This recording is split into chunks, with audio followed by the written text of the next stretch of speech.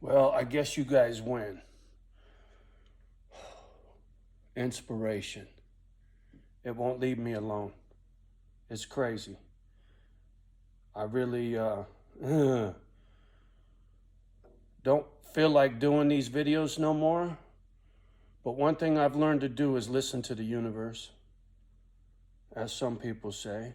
Or, maybe God's whispering you a little heads up. Fuck.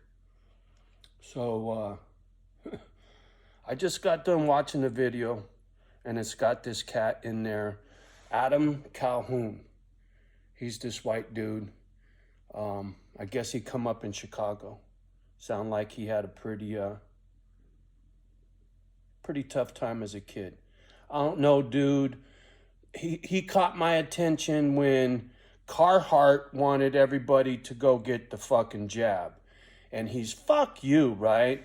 How could you fucking do that when you're, America's fucking blue collar worker, clothing, blah, blah, blah. And I'm listening close because I got thousands of dollars worth of Carhartt shit hanging up in the closet, right? Same for Ben Davis. And some Craftsman. But irregardless. And Derby. But, yeah, Derby jackets made in San Francisco, homie. What do you know about that? So, inspiration. I'm listening to Calhoun's interview on this other dude's channel, right? And he started talking about his life wasn't that bad. He knows, there's people out there that grew up without a dad. Man. And that struck a fucking nerve like, you can't, I can't, fuck you, right? In this video with Calhoun, homie's, I guess, oh, now you can see.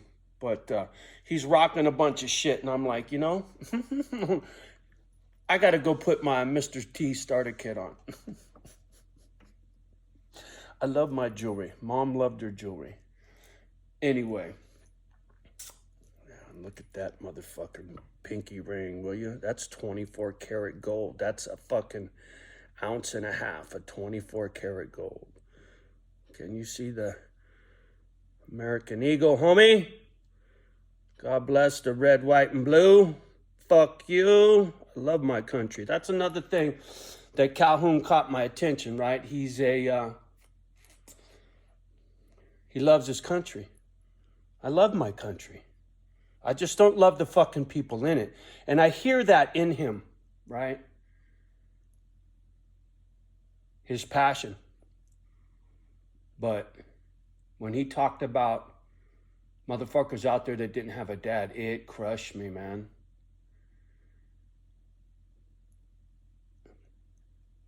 It's a big, big part of the reason I'm broken, right? I never had an old man to ask questions, right? I had my brother's dad who would fucking flush your head down the toilet, push your face in a hot bowl of soup kind of dude, right? Went to San Quentin. That was my brother's dad, who I thought was my dad, right? And why am I making this video? I don't know. Somebody needs to hear it. I've done this before, and I can't help it. And yesterday gave me a heads up. G-O-D, right? I go to a tattoo shop local yesterday to go get a popper. That's a little itsy-bitsy tattoo. So can you see my little peace pipe in my tomahawk, right? I roll into this tattoo shop, and this is so fucked up, but this is the real deal, man. I roll into this tattoo shop under false pretense, right? I'm just going to go in there and go get this little popper right quick. I don't give a fuck about a tattoo. Johnny wanted to get some weed, right? I don't know nobody in this town. Pot's not legal in this town, in this fucking state, right? These crackers up here are way fucking conservative, right? And I don't even know what the offense is if you get fucking caught dirty with weed, right? I don't even know, right? I've never even looked into it because it's not an issue, right? But I was fucking jonesing to get stoned because of all my crazy shit going on, right? So Dave goes, dude, go get a tattoo.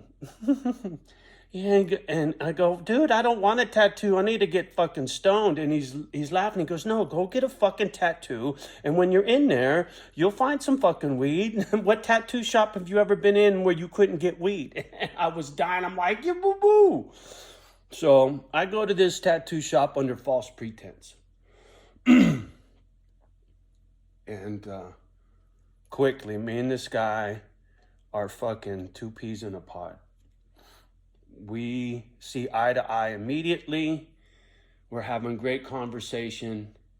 And it turns out homie is a preacher of sorts, like for real preacher, right? Homie knows the Bible inside and out and this and that. And we're talking G-O-D, right? We're not talking W-E-E-D, right? We're talking God, not pot. And long story short, and I'm going to save what happened at the tattoo shop because that was for me. It definitely brought me closer to God yesterday, without a doubt. For sure. And that's something I've been seeking my whole life. I've always been very spiritual. I believe in a higher power. I believe we're going to go home when we leave this fucking planet. Whether I believe what's in the Bible or the Quran or any fucking written word or not, you haven't proved it to me. As a matter of fact, most that shit in those books, you motherfuckers don't follow what it says. You don't do what it says. All you fucking church-going, some of you church-going folk don't say what you mean and mean what you say, motherfucker. You know, you're telling people on Sunday to go do this, and then on fucking Friday night, you're out doing the opposite fucking thing, right? Banging the preacher's wife or some bullshit. Fuck you.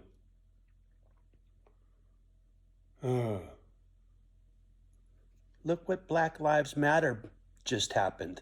The people running that shit show. How much money did they fucking steal?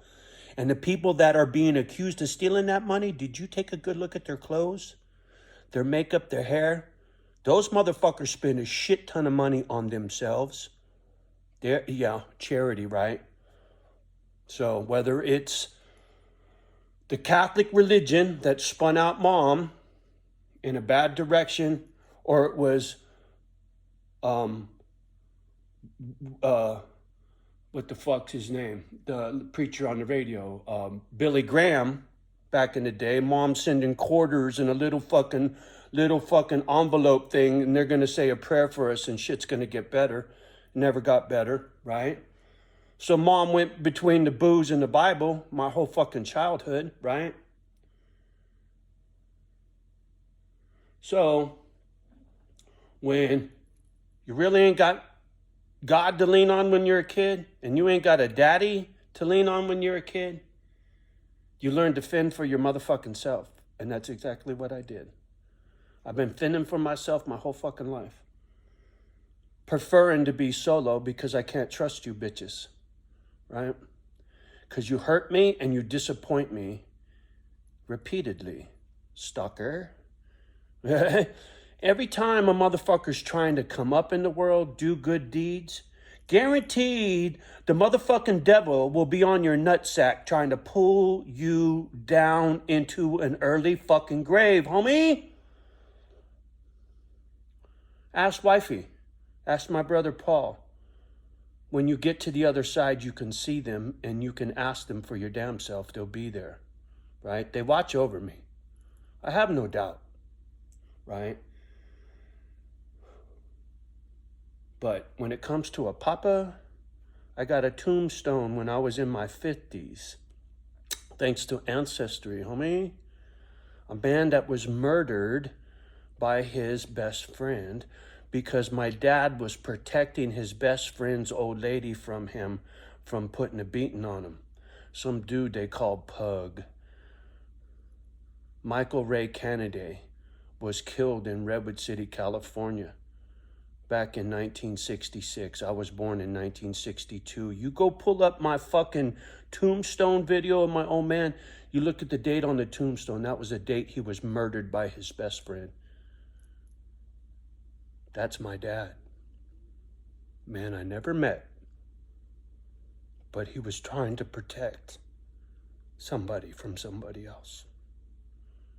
Been doing it my whole fucking life, including protecting myself from the boogeyman, right?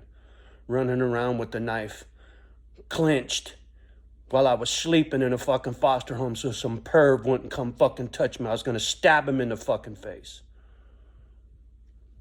Still carry that fucking knife, except now I carry a pistol with it because I can. Never lost my rights to be an American citizen. Fully. Fuck you, right? But I'll tell you what, the boogeyman don't give a fuck about rules and regulations. Don't give a fuck about going to jail. That's how they score brownie points. So don't you fucking think for a minute, just because there's rules, don't mean they apply, right?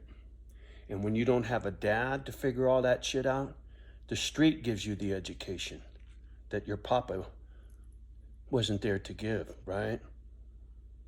I figured it out. Watching my brother go to the pen, watching my baby brother Paul be forced to go to the fucking Navy or go to jail for shooting at that barber. Now I remember what fucking happened, right? I knew he didn't get in jail for shooting at the barber, but he had to go to the service. And when he joined the Marines with little Tony Keelan, the service fucked those two up, turned those motherfuckers into full-blown alcoholic fucking train wreck. The Navy was the worst thing that happened to my brother Paul. He didn't give him no fucking direction. It taught him how to be crafty. He was making money on the boat fucking anyway. Yeah. That's why my heart goes out to veterans, man. I've seen too many times how the United States government fucks you off, right? You lose your life. You lose the life of the ones you love for your fucking country. And what's your country do for you? Fuck you off.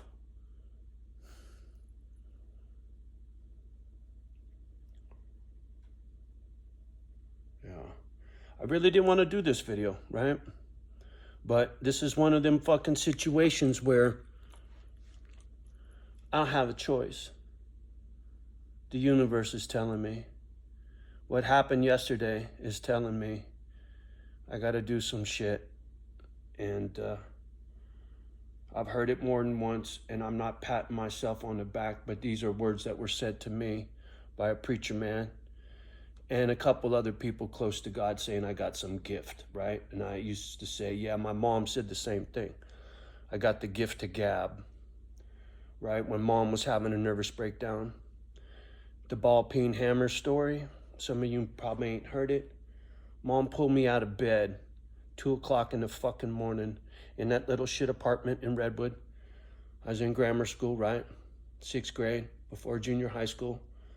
John, there's a rat in the house. She hands me a ball peen hammer, go kill the rat. So I'm looking around the house, there ain't no fucking rat. We had cockroaches, but we didn't have rats.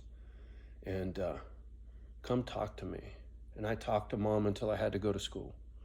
And mom would say, how do you know all this shit? How do you know these things? I don't know, Mom. It's gonna be okay. How many times I talked down Mom, my brother, wifey, who are all dead now. But that was my job. And then I've gotten used by humans because of that kindness in me. Financially used. Oh, by women, right? Not by men. I've never been played by another man. Women are my soft spot, right? But it's been, let's just say it's been over 10 years. So I've been safe and sound in that department for quite some time, right? That's why I got all this shit now, right? All on my own, not including the fucking money I lost on situations because of women, right? So, no pops. It's a motherfucker. And if you're in that situation, you got to educate yourself by your surroundings, by other people's mistakes, man. It's how you learn. Otherwise, you're going to learn the hard fucking way, right?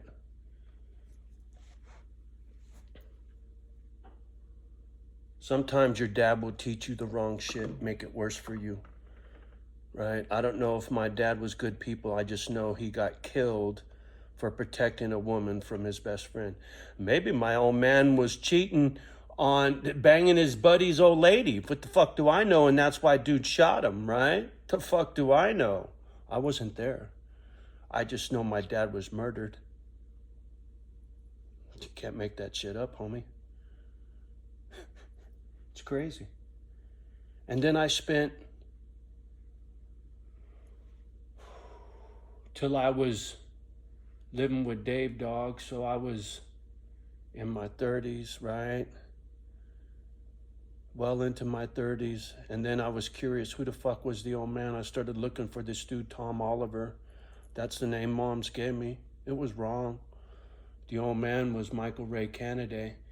And the only reason I knew that was Ancestry gave that to me through a cousin, a first cousin who said, yeah, I know who your dad is. It can only be one person. I got excited for a split second. And she said, sorry to tell you, but your dad's dead. He got murdered. Fuck. What do you say to that, right? Your whole life, you got no dad, then you find him in the grave. Get this, Pop's tombstone is in a cemetery on Sneath Lane in San Bruno, California. My junior high school, Ingval, was on Sneath Lane. It's where I graduated from high school. Oh, Cindy. Yeah. I used to walk to Tanforan Shopping Center from Ingval Junior High School, and I walked past my old man's tombstone and didn't even fucking know it. We used to drag race on Sneath Lane past the old man's tombstone. Didn't even know it. I can't tell you how many times going up and down 280 right there past the old man's tombstone. Didn't even know it. What do you say to all that, right? What the fuck do you say to all that? How could one person have that much fucking baggage, man? It still trips me out that all these stories belong to me, right? If I could put it together in a book, what a fucking book it would make, man. Yeah. Crazy. Mi vida loca, right? My crazy life essay. And I got the paperwork, homie, for any of you fucking dipshit doubting Thomases out there. Go do your fucking homework, man. If you doubt, I got no reason to lie. I got no reason to bullshit nobody. As a matter of fact, I don't even want to make this fucking video, like I said. But some of these videos make themselves, you know. And this is one of those.